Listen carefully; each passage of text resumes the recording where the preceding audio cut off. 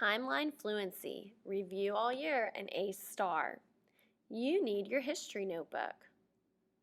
As you watch the video, complete the timeline in your notebook. Pay attention to the speaker because you'll be asked to place special symbols on the paper to prove that you are watching it. The teacher will tell you where to place the symbols. If you do not have these symbols on your timeline, you will not receive credit for completion. You must watch the video and complete the tasks. All right, so here we go. We have our blank sheet of paper for our timeline. Some of us are doing it in our history notebook. We're going to make sure that we get this put in there so that we have it for our notes. We are going to be changing our timeline, so don't just try to use your old one and add to it. We do have to rewrite it out every time because that is the fluency. That's the memory technique that helps us remember it. So here we go. I have my blank sheet of paper. I'm going to start with drawing my line. If you are anything like me, my line is never straight, but that's okay. It still works for us.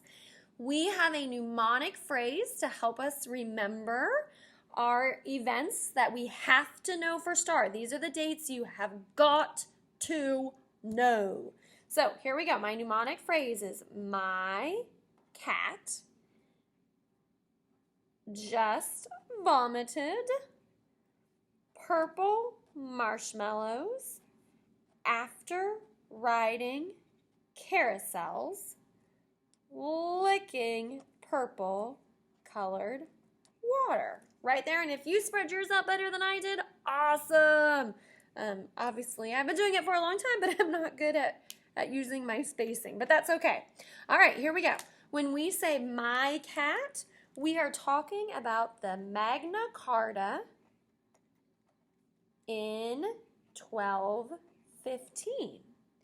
When we say just vomited, we are talking about Jamestown, Virginia in 1607. When we say purple marshmallows, we have Plymouth, Massachusetts in 1620. After riding is the American Revolution, which begins in 1776 and it ends in 1783. Carousels is going to be the Constitution in 1787. Licking purple is the Louisiana Purchase in 1803. And colored water is going to be the Civil War, which starts in 1861 and ends in 1865. So my cat just vomited purple marshmallows after riding carousels, licking purple colored water, gives us Magna Carta, Jamestown, Virginia, Plymouth, Massachusetts, American Revolution, Constitution, Louisiana Purchase, and the Civil War. All right, this is where we ended last time, but we are adding to it this time because we have learned new information.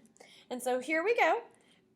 Before I keep going right now, I want you to put a heart right there at Civil War. Everybody put a heart so that I can make sure you are participating right above Civil War. I need a heart right now. All right, we're going to start with the Magna Carta. And for us, the Magna Carta, we don't have to go in deep on it, but what we do need to recognize is that when the colonists came to Jamestown, Virginia in 1607, they didn't just show up and go, oh, we don't know what to do. They had ideas of what they should do. They had ideas of what their colony should look like, of what their government should be. And those ideas came because of the Magna Carta in 1215. The Magna Carta in 1215 was in England. And in England, the noblemen, the barons, were upset with the king because the king was making laws and not following them. Ah! And so the Magna Carta was written and signed in 1215, and it introduced this idea of limited government. In limited government, everybody has to follow the laws, especially if you make them, you need to follow them.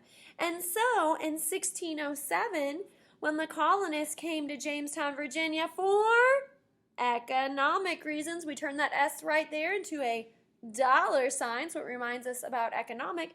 When they came to Jamestown, Virginia, they go, okay, we have limited government.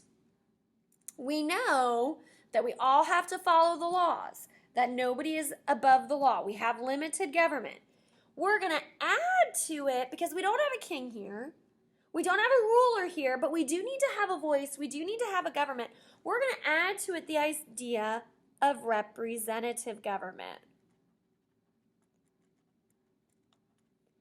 And we know that they had representative government because they had the House of Burgesses. They elected those representatives to make the laws. And so, in 1620, when the Pilgrims showed up at Plymouth for religious, change that T to a religious symbol, we put some light shining down on it, oh, it's a cross. When they came to Plymouth, Massachusetts, they go, okay, we have limited government. We know we can have representative government. We're going to add to it with the idea of self-government. We are going to take it upon ourselves to have this government. And we know they did that because before they exited their ship, they signed the Mayflower Compact, which says we will create a civil body politic for the better ordering of our colony. And so, in our early colonies, using that idea of limited government that came from the Magna Carta, they're going to say, okay, we got limited government. We're going to add representative government to make sure people have a voice under the House of Burgesses. Then Plymouth is going to go even further and say, hey, we got limited government. We got representative government from Jamestown. Let's take it upon ourselves to do it and get that self-government with the Mayflower Compact. And things are going good in the colonies. They're going great. In fact, the people are having a voice for the first time. And part of the reason they're having a voice for the first time is because they're so far away from the king. He's not really getting involved, that we see salutary neglect. Salutary neglect is when you ignore the colonies. When you're ignoring them, you're letting them do what they want as long as the king gets his money. As long as the king gets his money, you can have representatives. You can have self. Just make sure I get my money, because of course that economic theory of mercantilism going right there. And so with that salutary neglect, the colonies are prospering, the colonies are doing good, the people feel like they have a voice in their government, and they're going to expand and expand and expand, and more people are coming until it's all going to collapse. But we'll learn more about that later. You should have a heart over Civil War. Under this right here, under your salutary neglect, let's put a sad face. A sad face. He's ignoring us. Everybody put a sad face right there. So a heart, sad face. Make sure you have those two symbols there and get your paper submitted.